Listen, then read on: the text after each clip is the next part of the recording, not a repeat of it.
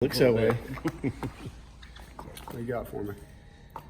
So yesterday on your radio show, you're talking about cleaning up mental mistakes. What are some of those mental mistakes that you're talking about? There's a lot.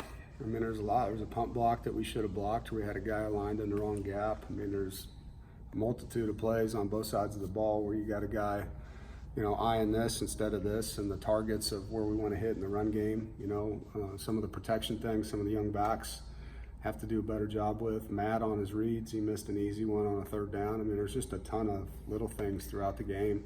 Some of them didn't even hurt us, but some of them could have been first downs, could have been big plays. And so it's just taking advantage of lining up right, getting your eyes right, and executing. Is that something that kind of gets cleaned up from first game to second game? You just kind of get that experience and it's a little bit more second nature now? Well, it should be. Again, it's second game in college for some of these guys, and they're going to see looks that they've never seen because obviously our opponent's not going to just show us everything they showed the last team. They're going to make adjustments. So, it's the ability to take your systems, offense, defense, and special teams, and adjust on the fly. And sometimes that's hard for a young player to do. And so you hope that you clean up anything that was wrong a week ago, and then there's going to be new things that they have to adjust to. Is that an easier sell when you win a game that you can ride them harder and say, hey, you won, but that's still not good enough? Yeah, we had a lot of things to be hard on them with after that win, and we were demanding. And, our theme of the week's compete, and we're competing to be a better version of us than we were a week ago. And that's the goal for this football team more than any that I've had here is we have to improve every week to have a chance, because we are so young. And our version of us can be so much better as we go if we take that approach. You're able to play a lot of true freshmen. Anything about year two of the 4-game rule that you've made adjustments for?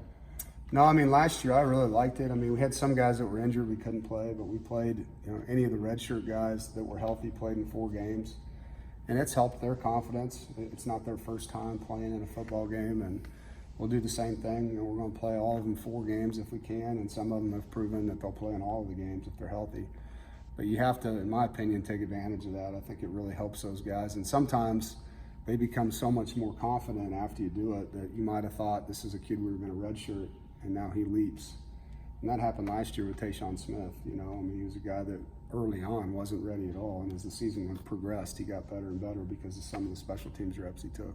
Joshua Harris and C.J. Clark both listed on the 2 deep earlier this week. Where do they stand at this point going into this week? They're not ready yet. They're getting there. We were hoping we'd have Josh for this game. He's just not ready yet. But as the season progresses, they're getting close. They're running, they're lifting, they're doing all those types of things. We just got to get them back into football. How much would having the 2 of them change the defense? Obviously, moving to a lot of 3-3-5 this past week, but would you feel a little bit more comfortable with a D tackle spot if you had the 2 of them? It'll help our depth. Whether we go back to 4 down or not will depend on how they can play. Just because we have them doesn't mean we use them. They have to prove that they deserve to be out there. But it does give us 2 more able bodies to do more things with, and hopefully with their size, it gives us that inside depth that we're missing right now.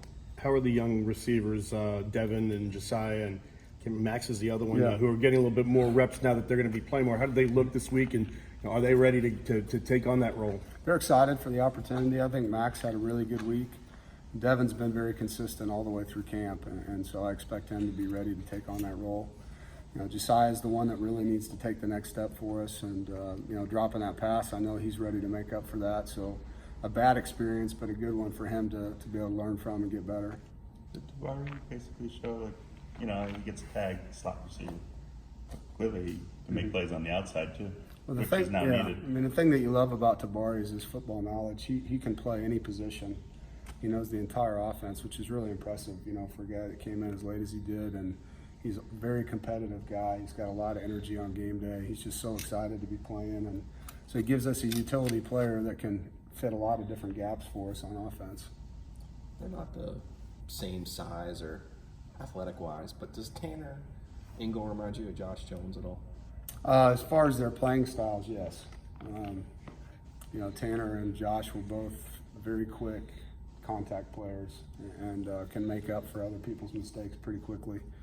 And so it's nice having that. It gives you an eraser back there, and from a big play standpoint, they're able to get some things on the ground that might be bigger plays if somebody else was in the game. Josh had a year where he had to learn from it, some of his mistakes. Do you think Tanner has taken that same type of approach to how his season Yeah. ended last year and how this one seems to have started. Yeah, and Tanner, got thrown into the fire last year and gave up some plays, and so he's been burned and had to learn from it and deal with failure, and I think that helps. I know it motivated him.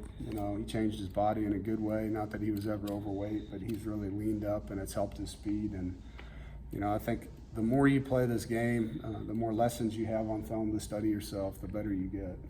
How closely have you guys been watching the Storm as far as not for the game, but for families and of your players that are from that region? Very closely, and not just for the guys that are on our team, but we have a lot of friends and family from the team, from the coaching staff.